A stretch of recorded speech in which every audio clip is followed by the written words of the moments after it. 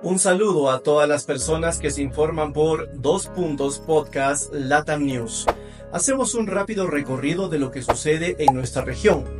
En abril pasado, una noticia generó impacto en diversos medios de comunicación en Colombia y en agencias internacionales.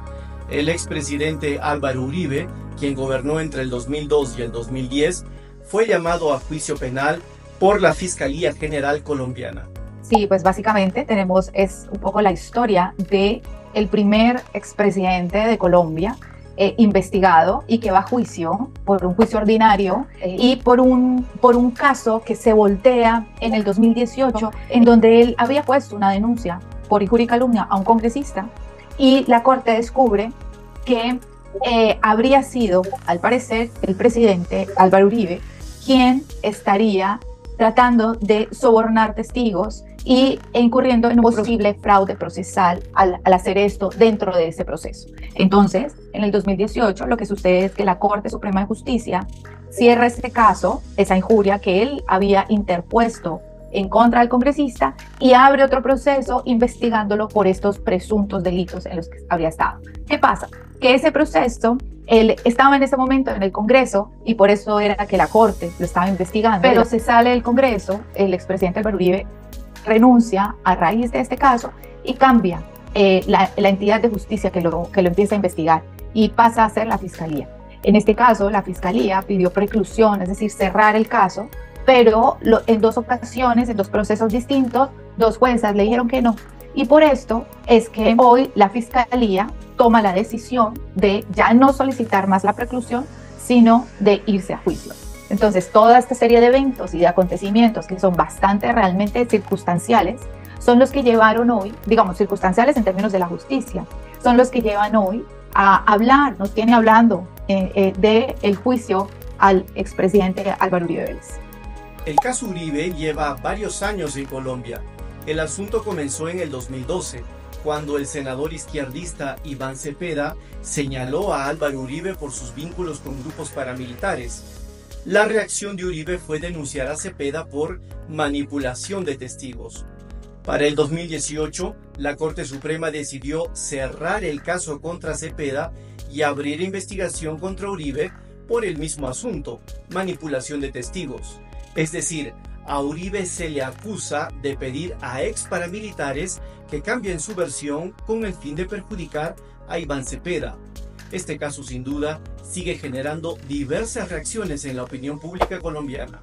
Bueno, para nadie es un secreto que el expresidente Álvaro Uribe es uno de los personajes más queridos y más odiados en el país. Es decir, casi que tiene como un 50-50. Hoy eso que él ha hecho, esas movidas políticas posteriores a sus mandatos, lo plantan como una de las figuras, sí es cierto, una de las figuras más poderosas y más importantes del país. Y hay varios sectores del país que son, yo hablo de fanáticos, es decir, son fanáticos. Entonces, si tú me preguntas por la opinión pública, bueno, hay un gran sector de la opinión pública que se niega a creer que el expresidente ha incurrido en estos delitos, simplemente porque su figura, su poder, no es posible cuestionarlo. Entonces, el expresidente es capaz de mover gran cantidad de la opinión pública por encima de la justicia. Sus redes sociales son poderosísimas, tiene gran cantidad de personas. Entonces, yo creo que la opinión está dividida. ¿Quiénes son el sector de la opinión que está con él? Los ganaderos, gran parte del empresariado, gran parte de los medios de comunicación también. Está dividida, es poderosa y no hay que perderle cuidado porque a veces en juicios tan importantes como este, la opinión pública tiene el pulso a veces de un juicio. Eso pasa aquí y en cualquier parte. Entonces, por eso hay que tener mucho cuidado. Hay mucha tela aún que cortar en este proceso judicial que despierta mucho interés en Colombia, particularmente. Por otra parte, el 5 de mayo pasado se realizaron las elecciones presidenciales en Panamá. Los votos fueron favorables para el electo presidente José Raúl Mulino, a quien se le nombra como el delfín político de Ricardo Martinelli. ¿Qué factores hicieron posible para que Mulino llegara al poder? Conversamos con Errol Caballero, periodista freelance en Panamá. Yo creo que una de las razones principales fue la debacle del partido oficialista, ¿no? Del partido en el gobierno, el PRD, que sacó un porcentaje históricamente muy bajo, pues, el más bajo del que se tenga memoria reciente, pues. Solamente sacó el 6% de los votos, ¿no? Que los analistas lo atribuyen a un voto castigo, pues de una pandemia que golpeó muy duro la economía, que el Producto Interno Bruto se desplomó y muchas personas perdieron sus trabajos y algunas no las han recuperado. Que se establecieron también medidas muy rigurosas de control. Entonces eso pasó factura y después tenemos dos estallidos sociales que se han dado en los últimos años, ¿no? El más reciente fue a finales del año pasado y ese, además de las causas de las reivindicaciones sociales, se le sumaron, además de los problemas sociales de larga data, se sumaron aquellas relacionadas con el conflicto con la minería, ¿no?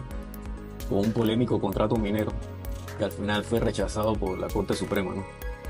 Entonces todo esto significó un golpe muy fuerte al partido del gobierno y parece que el que mejor pudo capitalizarlo fue el candidato José Raúl Mulino, el cual ahí se dio una transferencia, ¿no? Una transferencia en la cual el expresidente Ricardo Martinelli, que como todos saben ha sido condenado por blanqueo de capitales y que se encuentra asilado en la embajada de Nicaragua ahora mismo, él hizo una maniobra de transferencia de votos a su delfín político, ¿no? José Raúl Mulino, y hizo campaña por él básicamente desde al amparo del consulado de Nicaragua, ¿no?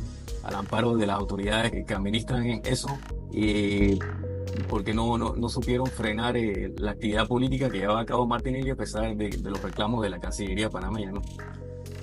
Ricardo Martinelli gobernó el país entre el 2009 y el 2014. Actualmente está asilado en la Embajada de Nicaragua en Panamá, a pesar de tener una condena por lavado de activos. El expresidente sigue siendo una figura relevante en la vida política del país. Entonces cabe preguntarse, ¿Mulino tendrá suficiente margen para poder gobernar? Ese es otro tema que ha despertado mucho interés aquí, ¿no? Porque Mulino había dicho que de llegar a la presidencia iba a ayudar, ¿no?, a Martinelli a zafarse de la condena que tiene, ¿no?